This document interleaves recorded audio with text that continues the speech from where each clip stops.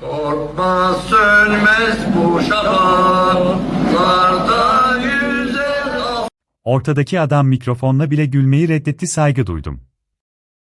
Sancak kahraman ırkım Dönmeden yurdumum Bağlayacak o be. Bana doğum günümde hediye gelmediğinde aynen bu yüz ifadesi. Benim milletimindir ancak.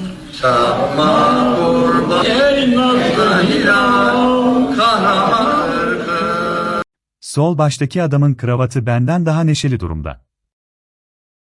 Bir günde bu celal bu şiddet sana ona dökülen kanımız sonra helal hakkıdır. Yorumsuz yazısı bile yorum yapıyor ama adam sessiz. Hakkıdır akla tapan milleti pisler.